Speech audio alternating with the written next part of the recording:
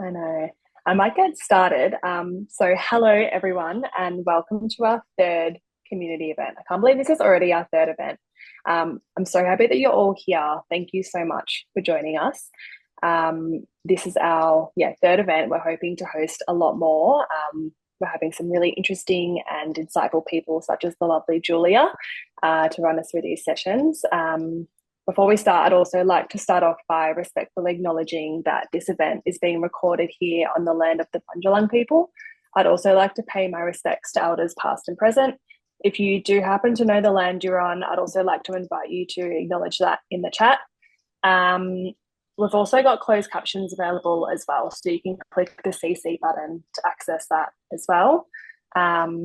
But without further ado, we have got the lovely Julia Kang, who is an Australian integrative physiotherapist, pain recovery coach, and researcher for the whole lot. She works with a lot of people from our community, so many different conditions. But Julia, if you'd like to, take the lead and introduce yourself, I will stop yapping. Thanks so much, Larissa. Hey, everyone. It's so great to be speaking with you all tonight. I'm going to start by bringing my slides up. Larissa, can you see the slides? Super. So I'd like to start by acknowledging the many generations of Gadigal people who's taken care of the land that I get to be on tonight in Sydney, Australia. As Larissa said, I work as an integrative physiotherapist and pain recovery coach with people all across Australia. And one of the wonderful places that I get to work at is Zebras Australia, which I'll tell you more about at the end of tonight. I'm also doing PhD research at the University of Sydney on the topics we'll be talking about tonight. And outside of work, I love aerial silks. So here I am in black with my friend Shanae on top. And I love to crochet. So here's Bindi the koala that I crocheted for my husband's niece. Some of my intentions for tonight: please do whatever you need to feel comfortable. Take what you like and leave the rest. And if there's any uncertainties, let it simmer, let it rumble, because that's how change happens. Tonight, the first 20 minutes will be on the theory of the science of safety, followed by a 5 minutes experiential section of a guided practice, recap, and reflection. And I'll finish with a 5-minute summary of Zebras Australia.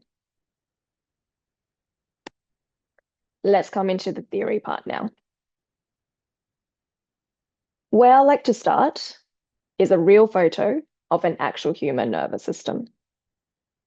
And I like to start here because, unlike other parts of the body, the nervous system is invisible. And like many invisible illnesses, I think that's the reason why it's often disregarded or even invalidated.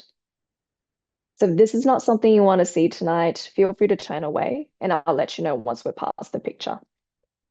Photo coming up in 3, 2, and 1.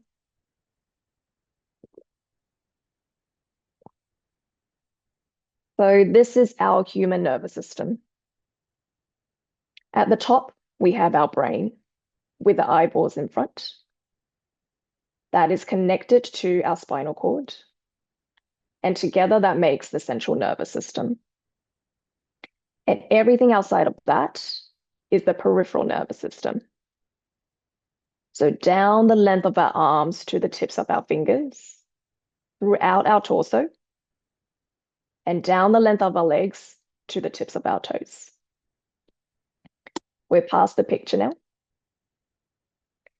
Tonight, we're going to focus on the autonomic nervous system. And autonomic because it can function without our conscious awareness and choice. And there are ways that we can influence this that we'll talk about later on. Now, I want to flag that this is a high-level model, and all models are wrong, because no single model can represent the entire complexity and marvel of our human body. But what I hope to share tonight is one way to understand why things happen and what can help. This model has three parts. The first is neuroception, where the body constantly sends messages up to the brain. Could be exteroception, what's happening outside our body, through what we see, hear, smell, taste, touch, and all different types of touch. Can be what happens inside our body. So proprioception, where our body is in space. And interoception, what's happening inside the body. This can include physical stretch or tension. So our lungs, blood vessels, stomach, intestine, bladder, they all have stretch receptors that are constantly sending messages up to our brain, whether we know it or not. Can also be chemical changes. So neurotransmitters, hormones, immune mediators, which we'll talk about tonight. So body's constantly sending messages up to the brain. Then the brain constantly predicts, how safe am I? And it's a very important question and the reason why we're all alive right now. Then the brain sends instructions back down to the body, either more of a danger response or more of a safety response. So now let's zoom in more on the danger and safety responses.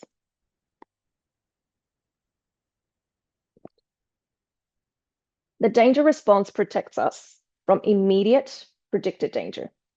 So think of it as a big red emergency button. You press it and things can happen very quickly. It's got three main components. The first is the sympathetic nervous system. So brain, down the spinal cord, through the spinal nerves, where the ganglia form the sympathetic chain. Then our hormone system, our endocrine system, also helps us respond to danger. One part of this is the HPA axis. So hypothalamus, which is deep behind the bridge of our nose. Pituitary, which is just underneath it. Then adrenal gland is all the way down on top of our kidneys. And our kidneys are roughly at the bottom of our rib cage in the back. And the adrenal glands are sitting on top. The HPA axis produces a long-acting hormone called cortisol that preps us for danger. Then the nervous system also has a direct highway to the adrenal glands to produce short-acting hormones, epinephrine or adrenaline, norepinephrine or noradrenaline. Our immune system also preps our body and mind to respond to danger. And one part of that is the inflammatory response. One part of that are mast cells. And one mediator produced by mast cells are histamines. So some of us might be on antihistamines to block histamine receptors and reduce the inflammatory response. And you might have heard of the term cytokine storm. Now, I want to flag that cytokines are not bad. Pro-inflammatory cytokines are not bad. They're needed to help us respond to danger. And you might have also had CRP, C-reactive protein, tested in your blood test, another chemical that helps us respond to danger. So these three systems plus more all work together to prep our mind and body to respond to danger. Let's think about its impact from the top down. Our thinking becomes fast but narrow. It is focused on danger. So we can respond really quickly without too much thinking. We might feel emotions of anger, fear, and anxiety to prompt us to fight or flight. Our vision, senses, communication, they become focused on danger. So our hearing becomes more attuned to high-pitch, high-frequency sounds, which can partly explain hypersensitivity to really high-pitched sounds. heart rate goes up, heart rate variability lowers. Now, in the short term, that is not an issue when we're responding to a danger. But if our HRV is low in the long term, it's linked with many health challenges. Breathing becomes faster. Blood sugar becomes higher. So the glycogen that's being stored in our liver and in our muscles, it breaks down into sugar so that our body and mind has the fuel that it needs to fight or flight. And digestion and bowel function are not prioritized because that's not as important when there is danger at hand. And our muscles are tensed, ready for fight or flight. This might include our coat hanger area, hip flexors, lower back, glutes and pelvic floor, and calves. And there's reduced blood flow and priority to things like temperature regulation, skin, hair, and nails, socializing, and reproduction, because these things aren't as important when we're facing immediate danger. So all of these three systems plus more are prepping our mind and body in these ways plus more in order to respond to danger. Now, there's an equally important response called the safety response.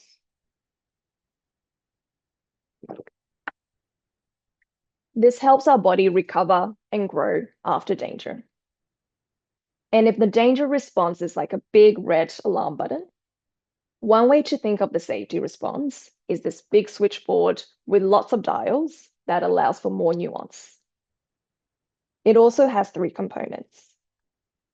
The first is the parasympathetic nervous system, and 80% of this is the vagus nerve. So the vagus nerve is the 10th cranial nerve. It's the second largest in the body after the spinal cord itself. And vagus get its name from the same Latin root as the word vagabond, which means to wander. So we can see here in yellow now, the vagus nerve, it wanders through the body and goes to many of our organs. The lungs, heart, liver, stomach, spleen, pancreas, small intestine, and large intestine. And 80% of these fibers go from the body up to the brain, which can help to explain things like the gut-brain axis and the reason why slower breathing can send messages of safety up to our brain. The remaining 20% of the parasympathetic nervous system comes from some cranial nerves and some sacral nerves. Then the hormone system is also involved in our safety response. Some examples include reduced cortisol, which was produced here to help us respond to danger, increased oxytocin, that's associated with trust and bonding, and increased insulin to help with blood sugar regulation. And the immune system is also involved in the safety response. One example of this is an increase in acetylcholine, which then reduces pro-inflammatory cytokines that were produced here to help us respond to danger. Now, these three systems again work together to have an impact on our body and mind. And they're going to be the opposite of the danger response. So our thinking becomes slower, but capable of more complexity and nuance. So you might have read the book Thinking Fast, Thinking Slow by Daniel Kahneman, the Nobel Prize winner. That's an interesting parallel to what's happening here. So danger response, thinking fast. Safety response, thinking slow. We might feel more curious, creative, and open. Then our vision, senses, and communication becomes optimized to pick up human voice frequencies, making human conversations easier to hear. Heart rate slows down, HRV goes up, breathing slows down, blood sugar lowers. So the sugar becomes stocked back as glycogen in our liver and in our muscle for the next time we need to respond to danger. And our digestion and bowel function improves. So we have the nutrients that we need to recover and grow. And our muscles, after being activated to respond to danger, in the safety response, our muscles can relax so they too can recover and grow. And these areas that were not considered essential for our immediate survival then gets more blood flow and priority so we can have better overall well-being and health. And at any point in time, how much danger response and how much safety response is in our body then determines our nervous system states.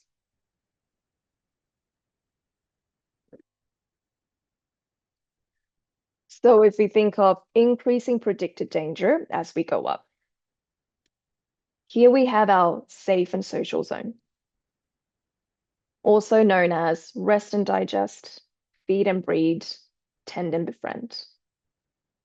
Here we're in a parasympathetic dominance. As we predict more danger, we move up into fight, flight, fawn, where we're in sympathetic dominance. Then even more predicted danger, we get bumped up into freeze, where we're back into parasympathetic dominance. Now, none of these nervous system states are better than the other, and we need all of them. We want a functional nervous system to be flexible and fit for purpose. Here's a classic demonstration of this. In our day-to-day life, our nervous system is always changing to adapt to what's happening outside our body and inside our body to maintain homeostasis. Let's say we see a bear. Body sends messages up to the brain. So vision might send images of the bear, hearing might send sounds of the bear. Body sends messages up to the brain.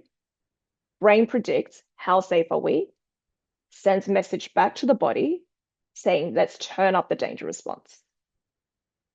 So our physiological state gets bumped up into fight, flight, fawn to help us respond to this danger.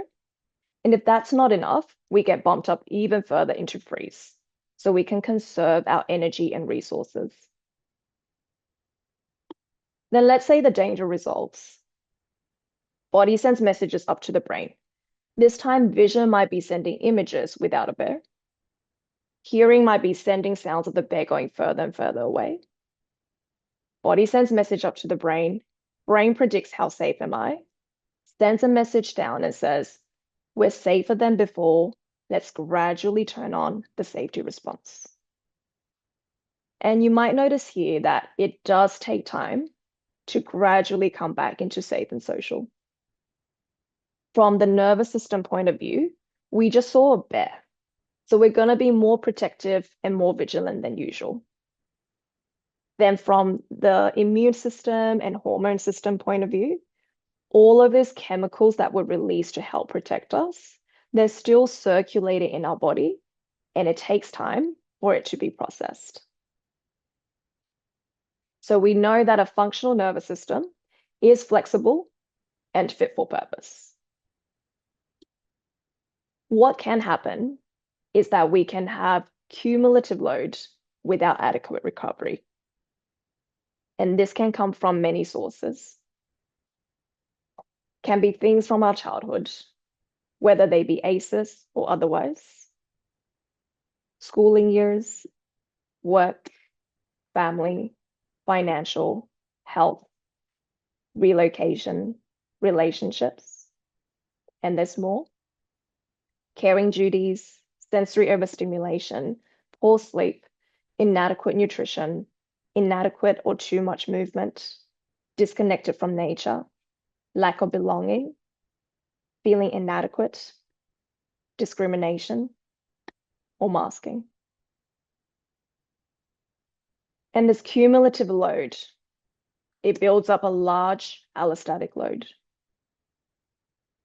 So where our baseline used to be in safe and social, it gets bumped up And we're flipping between fight, flight, and fawn, where we feel anxious and overwhelmed, and freeze, where we feel completely exhausted.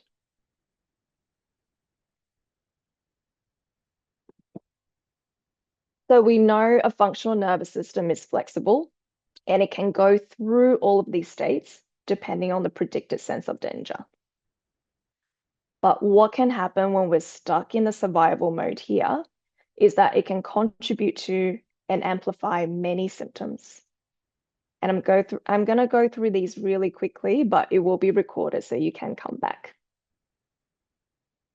Physical aches and tensions, fatigue, orthostatic intolerances, sensory hypersensitivities, temperature regulation, digestive symptoms, urinary symptoms, sleep disturbances, disrupted immune processes, cognitive challenges, mood disturbances, unhelpful thoughts, unhelpful behaviors, and other symptoms.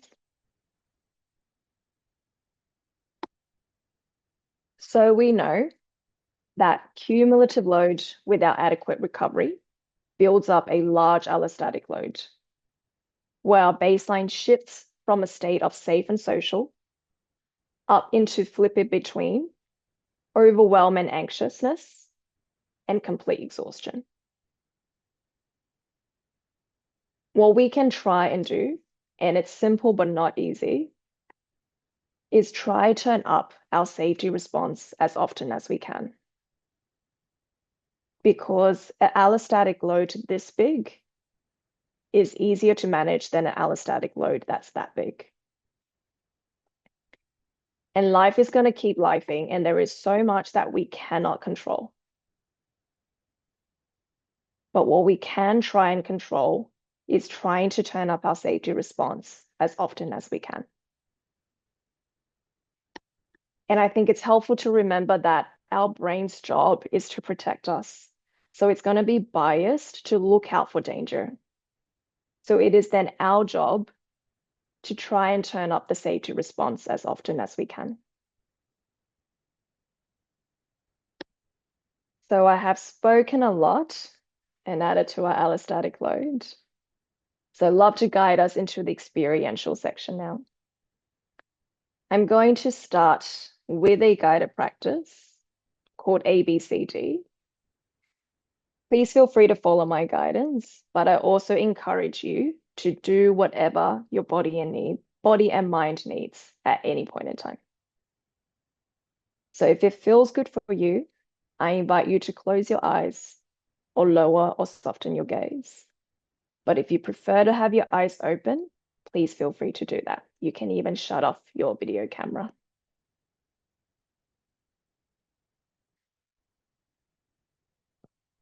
A is for awareness. Feel your body against the surface below you. Could be head on a pillow, body on the bed, back against a chair or a couch, bottom into a chair, couch, bed, or ground. Notice how you don't have to do anything right now. You can just be completely yourself, and the surfaces are pushing up to support us. B is for breath. Left hand on heart, right hand on lower belly. Slow breath in through the nose if you can. Sigh it out.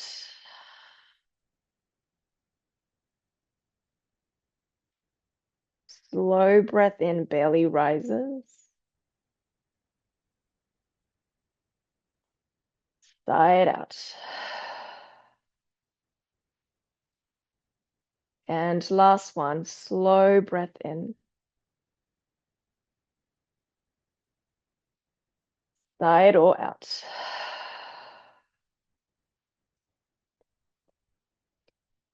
C is for contract, relax. Clasp your hands together any way that you like. Contract and squeeze as much as you like. And relax and let go. Cross your legs any way you like if they're not crossed already. Contract and squeeze your legs and glutes as much as you like. And let go. Hug yourself any way that you like. Perhaps one hand on armpit, other on the shoulder. Lower your head. Contract your whole body as much as you like. And let go. And D is for dear. DEAR. Visualize someone who makes you smile.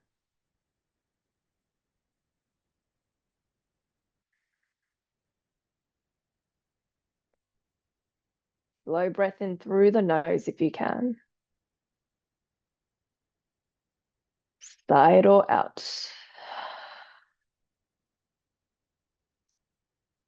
Thank yourself for taking 2 to 3 minutes to nourish your nervous system. Now feel free to keep your eyes closed, open, do whatever you need to do as I guide us into the recap and reflection. The top 3 messages that I wanted to share tonight. 1, a functional nervous system is a flexible one that is fit for purpose. It can respond to danger. It can also recover in safety. And 2, when we have cumulative load without adequate recovery, we build up a large allostatic load. And our baseline used to be in safe and social. It gets bumped up into flipping between fight, flight, fawn, where we're overwhelmed and anxious, and freeze, where we feel completely exhausted. And 3, what we can try and do is turn up our safety response as often as we can. And it's simple, but not easy. But there is no right or wrong. Notice what feels good in your unique nervous system and choose to do that as often as you can. And trying to stay kind to ourselves throughout this process, because we say the harshest things to ourselves that we wouldn't say to our worst enemy. And if we're surrounded by the right people, like the people we have on Spoonie, and if we're supported by the right people, I truly believe, because I've seen it time and time again, that we can expand our safe and social zone so we can engage with more and savor more of ourselves and the people, places, and activities that we love. Now I'm going to guide our final reflection in 2 steps. Step 1 is to notice. Notice what might help your nervous system feel safer this week. So what might help your nervous system feel safer this week? And there's no shame or blame if we haven't been doing it. That's why we're here. We believe in change.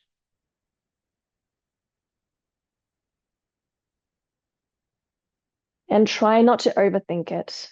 When we're in survival mode, we tend to be more perfectionist, maximizing, and self-shaming and blaming, because everything tends to be such high stake.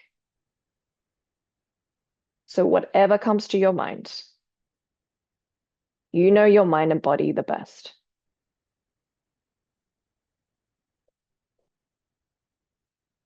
Now, step 2 Choose when you're going to do this. Something that might help your nervous system feel safer this week. Choose when you want to do this.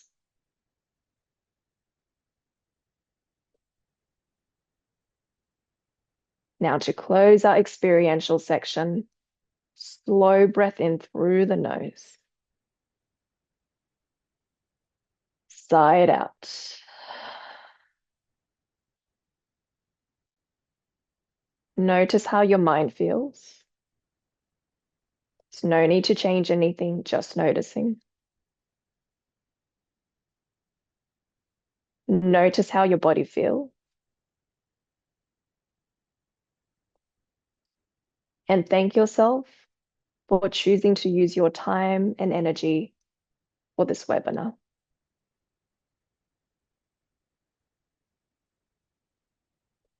Now, feel free to keep your eyes closed, have them open, do whatever it is that you need.